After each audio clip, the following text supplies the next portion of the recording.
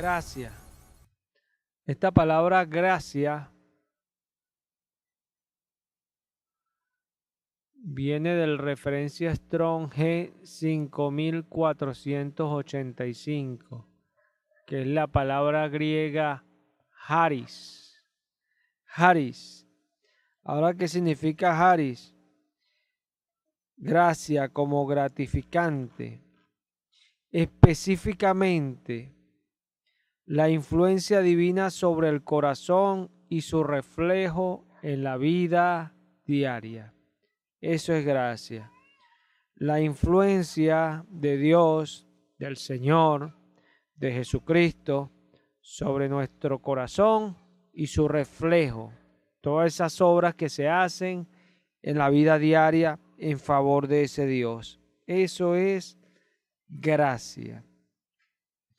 ¿Por qué? ¿Cuál es la razón de la gracia? Bueno, Dios promete la gracia. Vamos a Jeremías 31, versículos 31. Aquí vemos la promesa de la gracia. Estamos allí en Jeremías 31, 31. Leo en el nombre de Cristo Jesús. He aquí que vienen días, dice el Señor, en los cuales haré nuevo pacto con la casa de Israel y con la casa de Judá. No como el pacto que hice con sus padres el día que tomé su mano para sacarlo de la tierra de Egipto, porque ellos invalidaron mi pacto, aunque fui yo un marido para ellos, dice el Señor. Pero este es el pacto que haré con la casa de Israel después de aquellos días, dice el Señor. Daré mi ley en su mente y la escribiré en su corazón, y yo seré a ellos por Dios y ellos me serán por pueblo. Y no enseñará más ninguno a su prójimo, ni ninguno a su hermano, diciendo, conoce al Señor, porque todos me conocerán desde el más pequeño de ellos hasta el más grande, dice el Señor, porque perdonaré la maldad de ellos y no me acordaré más de sus pecados. Aquí vemos la promesa de la gracia. Dios promete la gracia en medio de su pueblo Israel.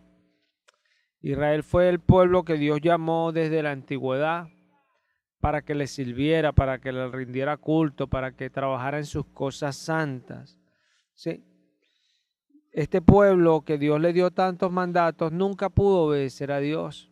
Nunca, siempre ofendía a Dios y le ofendía y una tras vez.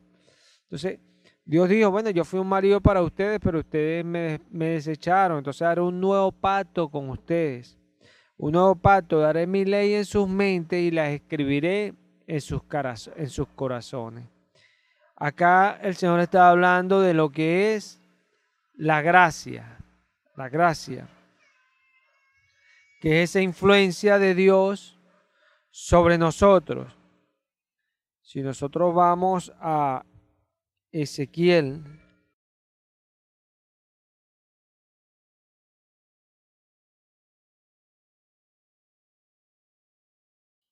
Ezequiel 11, aquí estamos en el versículo 18, estamos ahí en Ezequiel 11, 18. Leo en el nombre de Cristo Jesús. Y volverán allá y quitarán de ella todas sus idolatrías y todas sus abominaciones.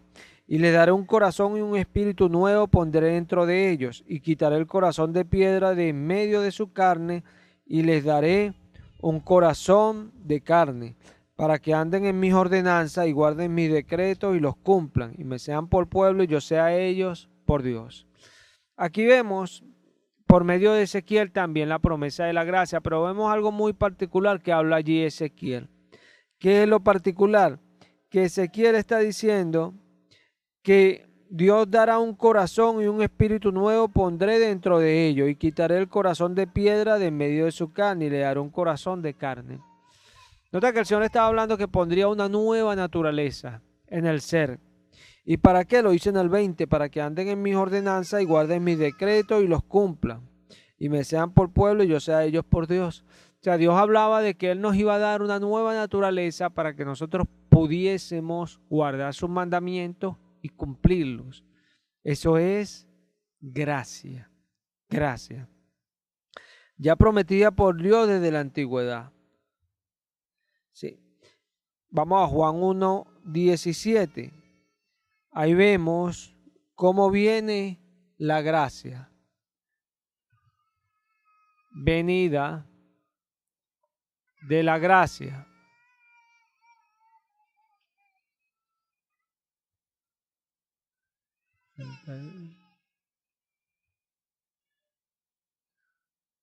Venida. Venida estamos en Juan 1. Juan 1:17. Pues la ley por medio de Moisés fue dada, pero la gracia y la verdad vinieron por medio de Jesucristo. Acá vemos, ¿por qué Dios prometía la gracia? Porque Él le había dado una ley a este pueblo de Israel y la había dado por Moisés. Esto es lo que está diciendo Juan acá. La ley fue dada por medio de Moisés, pero la gracia y la verdad vinieron por medio de Jesucristo. Amén. Vinieron y el canal fue Jesucristo. Es lo que está diciendo allí Juan. Ahora, la gracia es un regalo de Dios. Pero este punto hay que tener mucho cuidado con este punto porque es uno de los puntos que más se malinterpreta. Porque muchos entienden como regalo que Dios me regaló la salvación y no la pierdo. Pero eso no es gracia. El regalo es la influencia de Jesús en nuestra vida. Pablo manda a Timoteo, esfuérzate en la gracia que es en Cristo Jesús. O sea, esfuérzate por ser influenciado. ¿Se ve?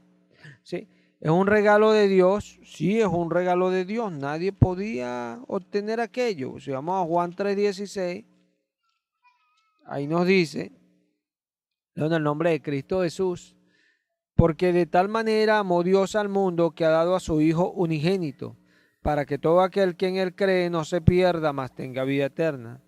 Porque no envió Dios a su Hijo al mundo para condenar al mundo, sino para que el mundo sea salvo por él.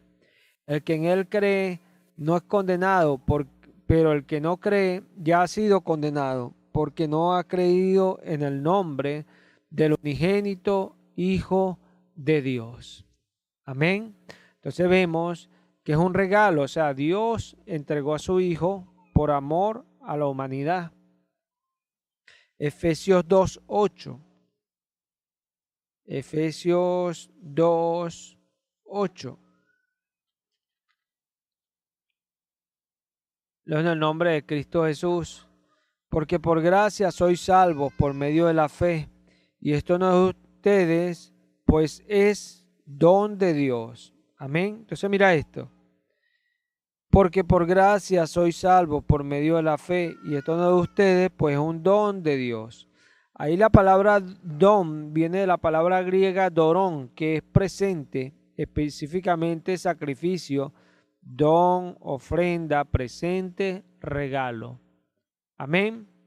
Entonces somos salvos por gracia. Amén. Por medio de la fe. Y esto no es de ustedes, o sea, ¿qué no es de nosotros? La gracia es un don de Dios. Es un regalo de Dios. Amén. Entonces, la gracia es un regalo de Dios.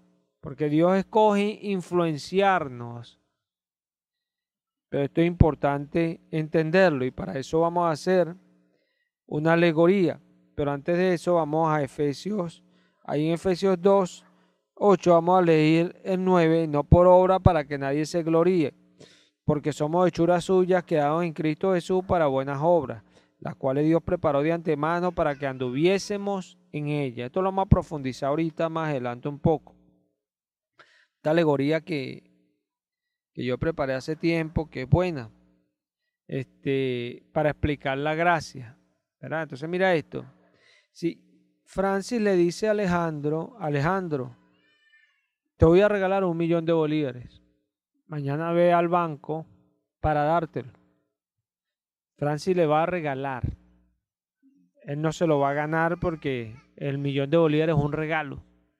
¿Se ve? Sí.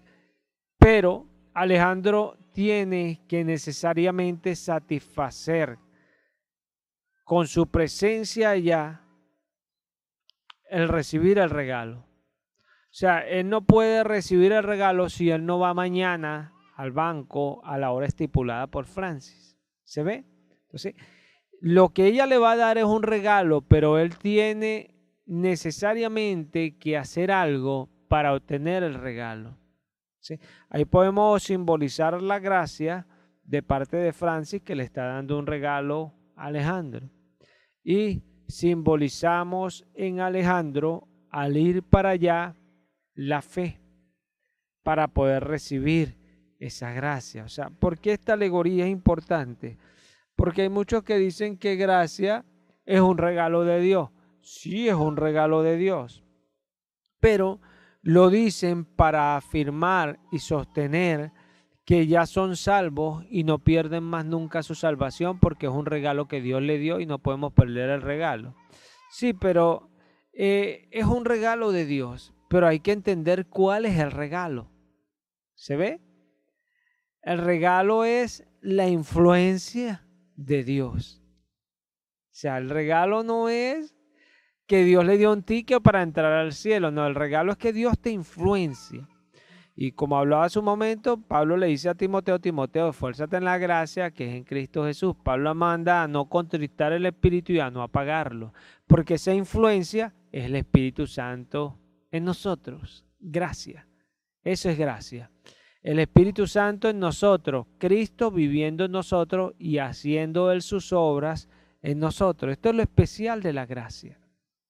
Mire, los creyentes que estamos en gracia tenemos una particularidad que no la tienen todos los que van a la iglesia.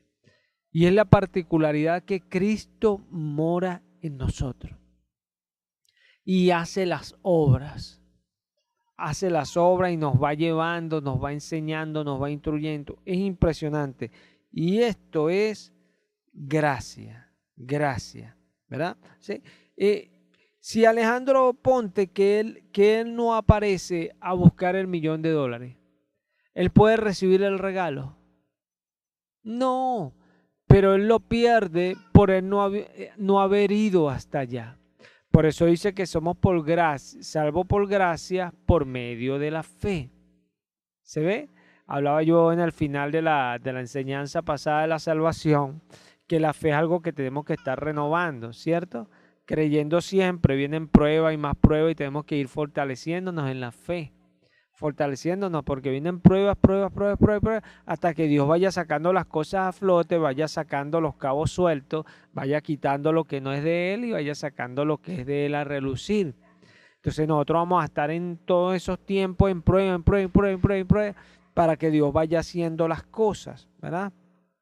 Entonces,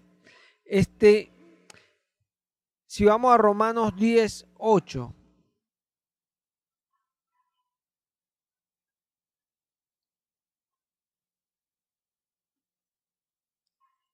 Vamos a hablar de varias cosas, porque lo importante de este tema, o la importancia, se da por el hecho de que se tuerce mucho lo que es la gracia. Desde que yo he conocido al Señor, me ha tocado escuchar tantas prédicas sobre la gracia que yo digo, qué incorrecto el concepto de lo que es gracia. Y el concepto es errado porque son pocos los que se salvan. ¿Se ve? Y no puede hablar a alguien que no es participante de la salvación, Alguien que no vive en la gracia no puede decir qué es gracia. Alguien que vive en la gracia puede enseñar qué es gracia. Los conceptos bíblicos se nos hacen claros cuando nosotros somos expuestos por el Espíritu a todas esas cosas. Dice que el Espíritu impulsó a Jesús en el desierto. Eso es gracia. Eso es gracia. El Espíritu lo movió al desierto para que fuera tentado. Eso es gracia. Romanos 10:8, mira lo que dice la palabra. Más que dice, cerca de ti está la palabra en tu boca y en tu corazón. Esta es la palabra de fe que predicamos. que si confesares con tu boca que Jesús es el Señor y creyeres en tu corazón que Dios le levantó de los muertos, serás salvo. Porque con el corazón se cree para justicia, pero con la boca se confiesa para salvación. Entonces mira esto. Hay posiciones que aseveran que al hacer uno esta confesión, uno es salvo. Uno es salvo, por siempre salvo.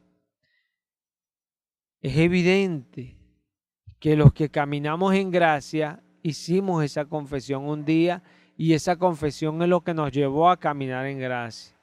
¿Qué quiero decir? Que el que realmente confiesa a Jesús en su corazón. Porque hay gente que le dicen, haz la confesión de fe para que te salves. No, eso no funciona así. La confesión de fe, la persona que la hace, tiene que creer en realidad. Porque dice acá que si confesares con tu boca que Jesús es el Señor y creyeres en tu corazón que Dios le levantó de los muertos, serás salvo. Y allí está la parte más compleja, creyeres en tu corazón, porque tiene que ser alguien que en realidad crea, ¿Por qué? Porque hermano, mire, la razón de por qué hay tantas personas desobedientes, por qué hay tantas personas que no sirven a Jesús, tantas personas que no se sujetan a sus pastores, que no andan caminando en integridad, que no buscan al Señor, la razón es esta, que no creen en Dios. No creen en Dios. Porque cuando creemos en realidad en nuestro corazón, de nuestro corazón emana la vida, dice Salomón. De nuestro corazón emana la vida. Dice Salomón, sobre toda cosa guardada, guarda tu corazón, porque de él emana la vida. Y si emana la vida de allí, nosotros creemos que Jesús es el Señor, creemos que Dios lo levantó de los muertos, nosotros vamos a buscar las cosas de Cristo. ¿Se ve? Y por ende, vamos a estar siempre buscando hacer la voluntad de Dios. ¿Sí? Mira esto. El que yo afirme que porque una persona hizo una confesión de fe es salvo, yo daño una vida espiritual, la daño, la quiebro, porque no entiendo que en realidad lo que salva a la persona no es la simple confesión, sino lo que produce la confesión. Cuando uno lee todo este libro de Romanos, o sea, todo este capítulo, vamos a seguirlo leyendo ahí en el 11 para que veamos el contexto de lo que Pablo dice. Pues la Escritura dice, todo aquel que en él creyere no será avergonzado, porque no hay diferencia entre judío y griego, pues él es el mismo Señor de todos, es rico para con todos los que le invocan, porque todo aquel que invocare el nombre del Señor será salvo. ¿Cómo pues invocarán a aquel en el cual no han creído? ¿Y cómo creerán en aquel a quien no han oído? ¿Y cómo oirán sin haber quien les predique? ¿Y cómo predicarán si no fueren enviados? Como está escrito, cuán hermosos son los pies de los que anuncian la paz, de los que anuncian buenas nuevas. Nota lo que está diciendo Pablo más abajo. ¿Cómo invocarán a aquel que no han creído? ¿Ve? Ahí ya esta posición de que una simple confesión de fe ya se va quedando como abajo, porque ya Pablo te está entrando a decir un concepto más amplio. O sea, ellos tienen que haber creído en aquel que han invocado. ¿Se ve? Usted no puede decir, yo confieso que Jesús es el Señor, pero tú sabes quién es Jesús. Tú sabes cuál es la obra que hizo Jesús. Si no la sabes, tú no puedes invocar a alguien Señor sobre tu vida que ni siquiera sabe. O sea, puedes decir la oracioncita, pero en tu corazón no hay esa realidad. ¿Se ve? No hay esa realidad. Y eso es lo que nos da la salvación, que haya esa realidad, que creamos. ¿Por qué? Porque el que va a probar si creemos o no, no es el que nos está mirando, es Dios. ¿Se ve? Entonces, la simple confesioncita no nos sirve. Entonces, por eso Pablo entra a decir que cómo harán eso, pues. Porque habla de que todo el que invocar el nombre del Señor será salvo. Entonces, arriba está diciendo que si lo confiesas en el 9, que si confesares con tu boca que Jesús es el Señor y creyeres en tu corazón que Dios lo levantó de los muertos, serás salvo. Pero abajo dice, porque todo aquel que invocar el nombre del Señor será salvo. ¿Y qué es invocar? Llamar sobre. Amén. Llamar sobre. Ahí se nos abre ¿qué? La gracia. Amén. Porque la gracia es la influencia de Dios sobre nuestro corazón.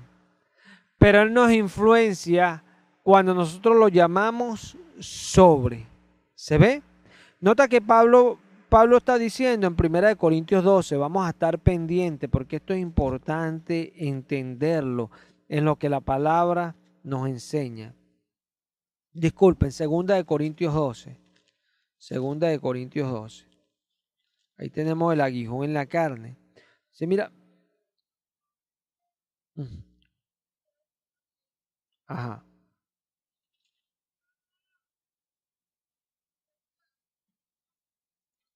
Ya va.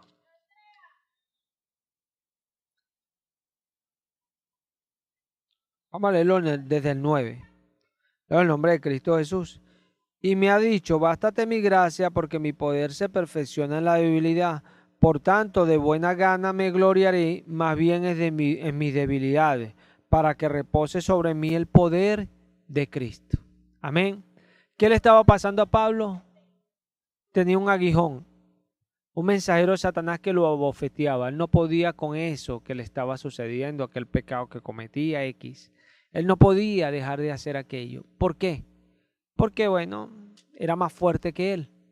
Y le rogaba al Señor, ayúdame, Señor, ayúdame, ayúdame. Y el Señor le dijo, bástate mi gracia. Amén.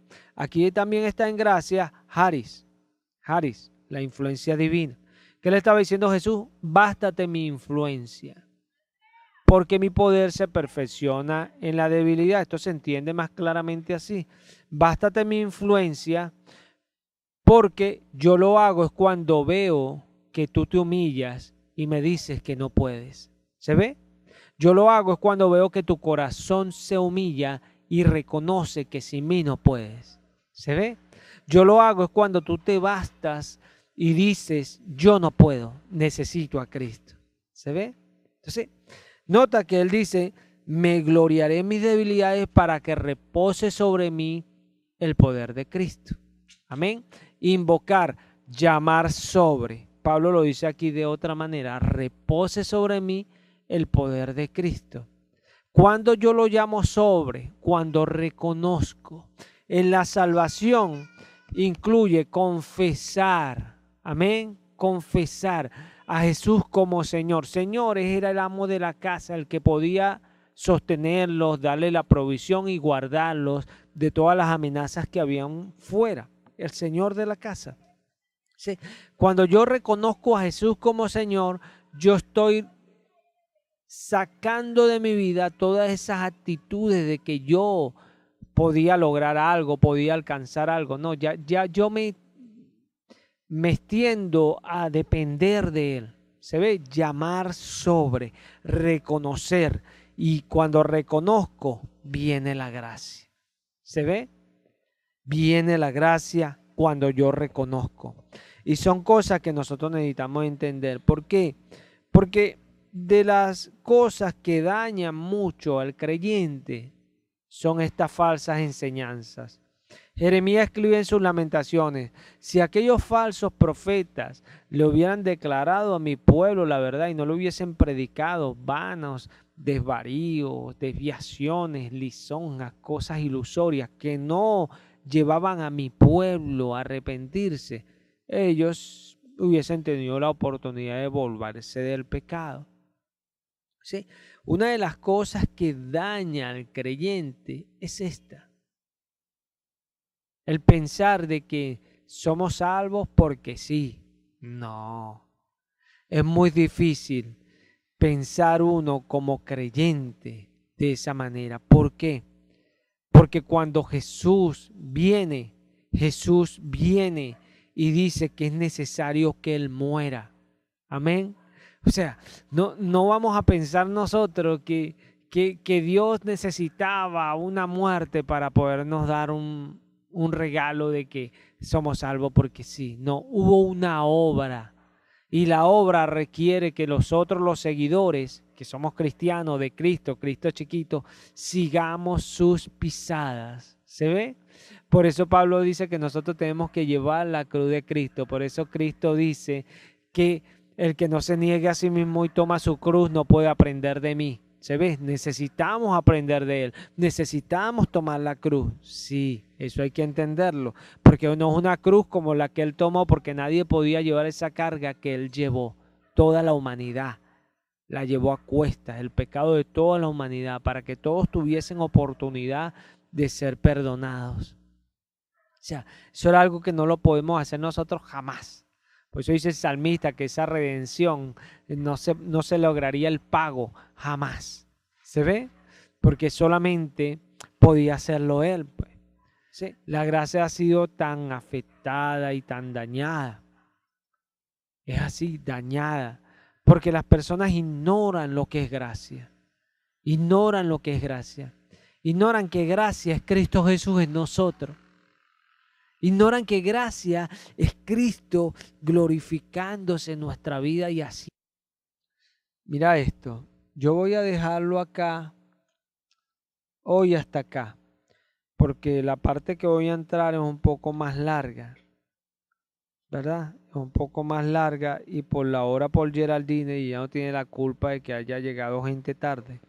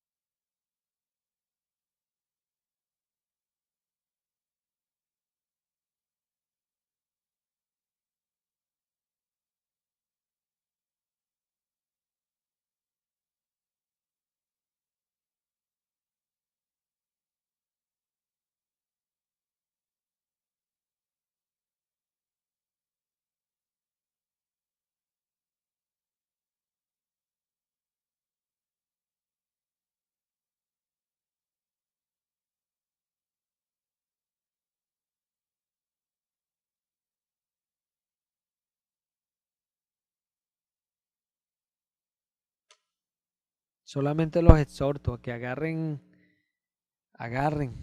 porque a Cristo se le sirve. A Cristo se le sirve.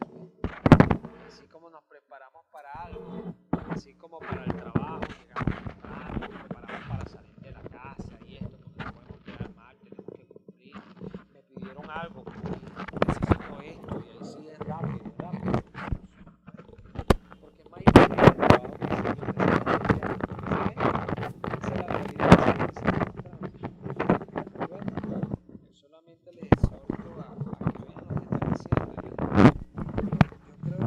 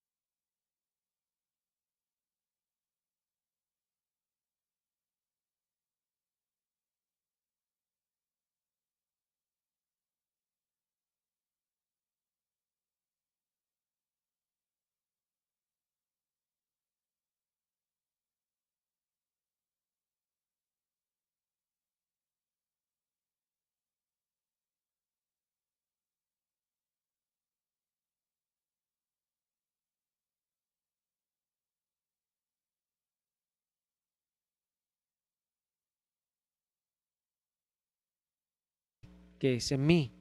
Amén. Sí, por la fe que es en mí, no, creo que Jesús es Dios. No, esa no es la fe que habla Jesús. ¿Se ve? Esa no es la fe que habla Jesús. Hablamos un poco de esto en la salvación. O sea, si la fe no tiene obras, está muerta. ¿Sí? No podemos mantener nosotros esa posición. Vamos a ir a Santiago 2:19. Uy, Dios mío, qué tremendo. Santiago 2:19.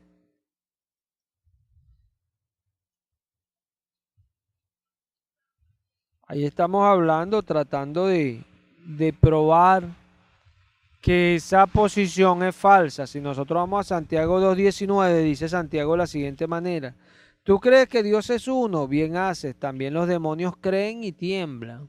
Amén. Si yo dijese, no, yo creo que Jesús es el Señor, una simple confesión, Santiago está diciendo que ellos también creen y tiemblan. ¿Se ve? Y no es nada. Santiago es más tremendo porque dice que ellos saben que Dios es uno. Amén. Ellos saben que el Señor Jesucristo es Dios. ¿Se ve? Ellos lo saben. Y cuando lo saben, tiemblan. Por eso vemos que cuando lo veían, temblaban cuando lo veían. Se aterrorizaban cuando veían a Jesús. Qué tremendo, ¿no? Qué impresionante lo que les tocó ver a los discípulos de Jesús, ¿cierto? Ver a ese ser allí y cómo los demonios temblaban delante de él. Me imagino esa sobriedad del Señor, ¿cierto? Hablándole a los demonios, cállate, con tal autoridad. Qué impresionante, ¿no? Debió haber sido algo tan impresionante. Nada más tratar de imaginarlo es impresionante, ¿verdad? Ver a alguien poseído con un demonio ahí echando espuma, cállate, sal de ella, y inmediatamente salían. ¿Ah? Viendo personas endemoniadas, postrándose delante de él después de haber sido indomables, andar golpeando por allí, andar destrozando todo, y cuando lo veían a él caer postrado delante de él. ¿Por qué me atormentas antes de tiempo? Qué impresionante, ¿no? Vaya que es impresionante todo lo que a ellos les tocó ver. Entonces, mira, los demonios saben que Él es uno, pero ellos creen que Dios es uno. O sea, ellos creen, pero ellos no tienen una fe que obra. ¿Se ve? Ellos no tienen una fe que obra. Y ese es el problema. Porque la fe ha de obrar. Una simple confesión no nos salva. Si vamos a Mateo 8:29, Mateo 8:29.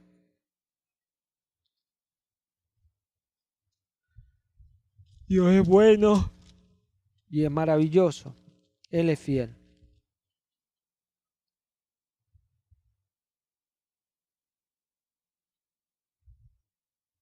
Aquí vemos otra ocasión. Y clamaron diciendo: ¿qué tienes con nosotros, Jesús, Hijo de Dios? Has venido acá para atormentarnos antes de tiempo. Amén. Acá vemos, ¿verdad? Con estos dos textos, que ellos confiesan, ¿verdad? Ellos reconocen, ellos saben que Él es el Señor. ¿Se ve? Pero los demonios son salvos. No, ¿verdad? O sea que se necesita un poco más que eso para yo ser salvo, ¿cierto? Para yo ser salvo, para recibir la gracia.